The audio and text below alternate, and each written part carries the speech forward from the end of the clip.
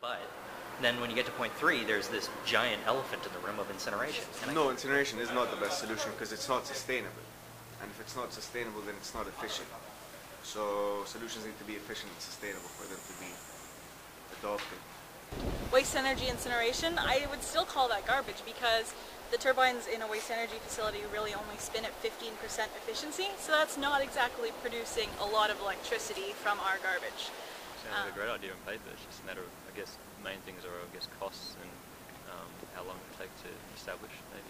But if it's easy and it works, then great. Yeah, go for it, I'd say. And at the end of the day, the amount of pollutants that are released and the human health effects and the environmental effects with CO2 emissions and particulate matter, volatile organic compounds, it doesn't offset the benefits. It seems like we are storing it someplace where it's more of a landfill in the sky now. And there's the idea of dealing with our waste where it's created in Vancouver, but you know, if you burn it and put everything into the atmosphere, our atmosphere doesn't have physical boundaries, so it can circulate anywhere, and we're just putting our issues on somebody else. There are benefits that come with incineration. I would be lying if I said that there weren't. There's less land disruption because there's less landfilling, although the use of landfills is not completely eradicated because of the fact that the bottom ash and the fly ash still needs to be disposed of in a landfill scenario.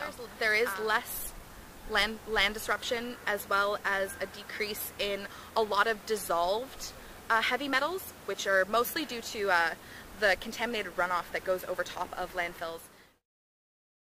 It's not a bad incinerator. It is way better than it used to be. It was really appalling when they first brought it in. It was just uncontrolled burning of trash. And there is no sorting.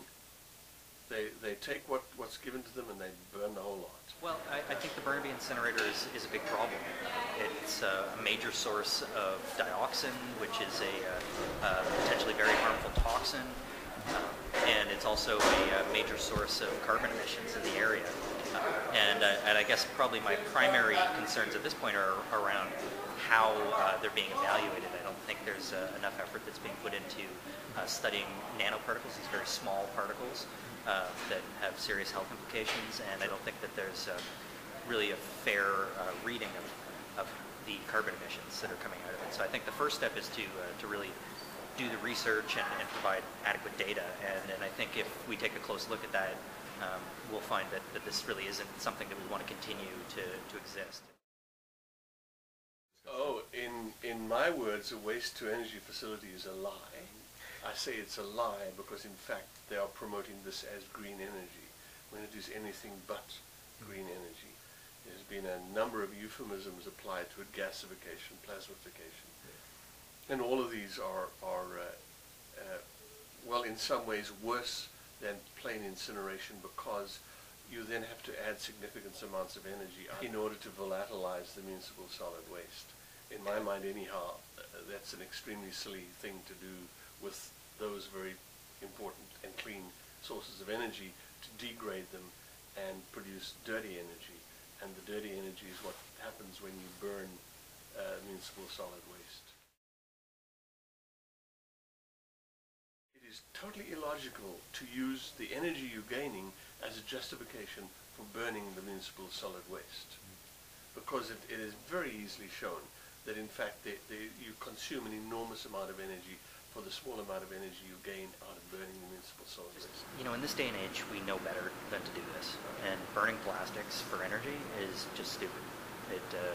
It's just not a good way to produce energy, and it's not a good way to deal with the plastics. Yeah. And one part of it that really hasn't been talked about enough is, you know, for every barrel of garbage that makes its way either to an incinerator or a landfill, has somewhere between 4 and 7 barrels of garbage from the extraction of the resources, for the manufacturing, for the, you know, the development of the product, for the transportation of the product. Yeah. So, you know, when we're burning that one thing, that one, you know, plastic bottle or whatever it might be, we're only actually seeing a little fraction of the real life cycle emissions that are released in distribution and all that stuff.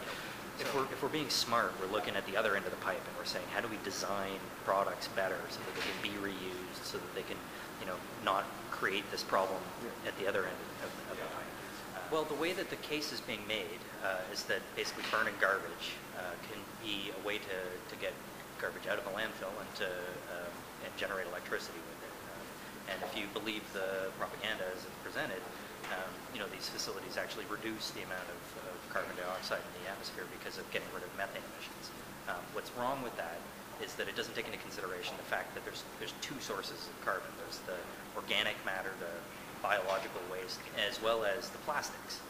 And if you take all the biogenic carbon, the stuff from the wood, the paper, the food scraps, out of the landfill, as was suggested by the City of Vancouver today, that would actually eliminate all the emissions coming from landfill, which leaves you with the plastics.